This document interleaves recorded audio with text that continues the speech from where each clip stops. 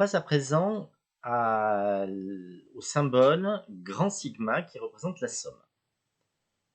Considérons la somme qui est ici. Elle peut s'écrire grâce au symbole sigma sous cette forme-là. Sigma, elle se lit, sigma de k égale 1 à 7 de l'entier k. La plus petite valeur prise par k s'écrit sous le symbole sigma, la plus grande au-dessus du symbole sigma. Remarquons que k apparaît dans l'écriture, mais le résultat ne dépend pas de k. C'est ce que l'on appelle une variable muette. Si elle est muette, alors on peut aussi écrire, si on le souhaite, cette somme en utilisant la variable j. Cette somme est aussi égale à la somme de j égale 1 à 7 de l'entier j. Plus généralement, la somme sigma de k égale 1n de xk est une écriture concise permettant d'exprimer x1 plus x2, etc. plus xn. La somme peut ne pas commencer à 1, elle peut commencer par exemple à petit m. Si on se donne m entier naturel inférieur ou égal à petit n, alors sigma de k égale m à n de xk n'est autre que xm plus 1 jusqu'à xn. À nouveau, le résultat ne dépend pas de k. Évidemment, il est possible de sommer une infinité de termes, x0 plus x1 plus x2 jusqu'à l'infini, peut être écrit de manière rapide, concise, sous la forme sigma de k égale 0 à plus l'infini de xk. On fait appel dans ce cas-là à la notion de série. Exemple. Qu'est-ce que c'est que sigma de k égale 1 à n de l'entier k? On peut démontrer que ça n'est rien d'autre que nn plus 1 sur 2. Autre utilisation possible de cette formule, si j'écris somme de k égale 1 à n plus 1 des k puissance 5. Alors, cette somme peut être coupée en quelque sorte en deux. On effectue la somme jusqu'à n des k puissance 5 et on rajoute le dernier terme qui correspond à k égale n plus 1, c'est-à-dire n plus 1 à la puissance 5.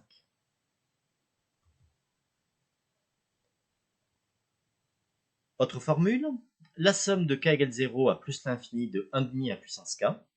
On effectue la somme infinie des termes d'une suite géométrique de raison 1,5.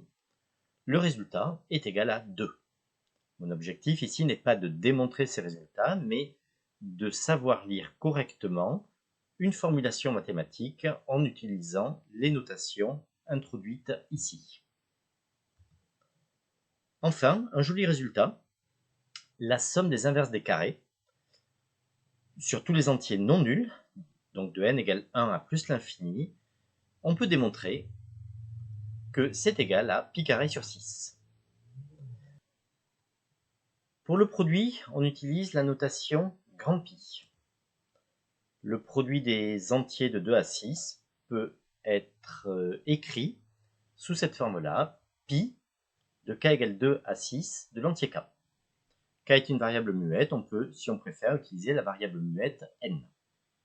Plus généralement, le produit x1 fois x2 fois xn peut être écrit sous la forme pi de k égale 1 à n des xk.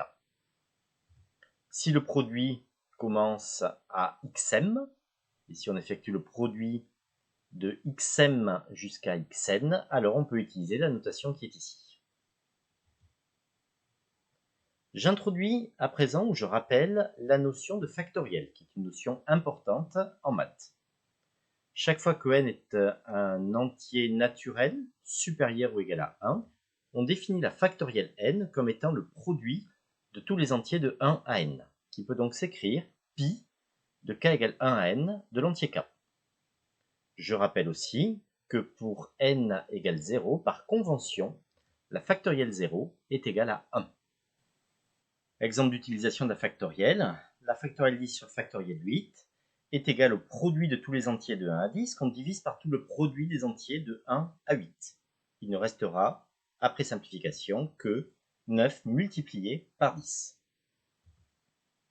Si on effectue le produit factoriel 99 par 100, c'est-à-dire le produit de tous les entiers de 1 à 99 que l'on multiplie par 100, alors cela revient à multiplier tous les entiers de 1 à 100, c'est-à-dire que le résultat vaut factoriel 100. Un joli résultat qui se lit de la manière suivante. La somme infinie des inverses des factoriels k pour k variant de 0 à plus l'infini est égale à e, e étant l'exponentielle de 1. Enfin, un dernier résultat. Chaque fois qu'on se donne des nombres réels strictement positifs, x1, x2, xn, c'est-à-dire appartenant à R plus étoile, alors le logarithme du produit des xk n'est autre que la somme des logarithmes de xk. C'est-à-dire que le logarithme, tout simplement, transforme un produit en somme. Donc voilà comment il est possible de lire la formule mathématique qui est ici.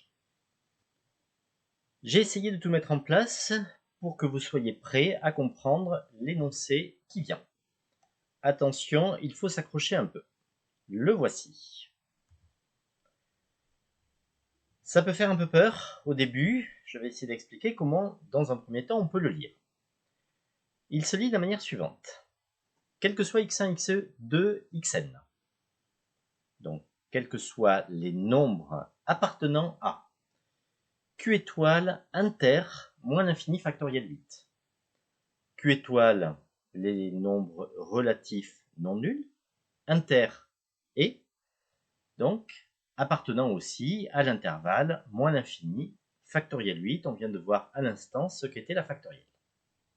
Donc, chaque fois qu'on se donne n réels appartenant à Q étoile inter moins l'infini factoriel 8, il existe un unique lambda appartenant à z, donc il existe un unique nombre relatif, lambda, vérifiant la formule suivante, lambda inférieur ou égal à le quotient produit de k égalant à n des valeurs absolues de xk sur la somme infinie de k égale 0 à plus l'infini des 1 sur 2 puissance factorielle k. Ce quotient est aussi strictement inférieur à lambda plus 1. Voilà comment on peut lire cette formulation mathématique. Notons quand même que cet énoncé est correct. Lambda n'est autre que la partie entière du quotient qui est ici. Je précise quand même que cet énoncé mathématique n'a pas un très grand intérêt, je le reconnais. C'était juste un prétexte pour pouvoir utiliser les notations qui ont été vues dans cette vidéo. Je précise également que beaucoup d'autres notations mathématiques existent. J'ai essayé de présenter quelques-unes qui sont, selon moi, indispensables pour aborder correctement les maths. Cette vidéo est terminée. Merci de l'avoir suivie et à bientôt. Au revoir.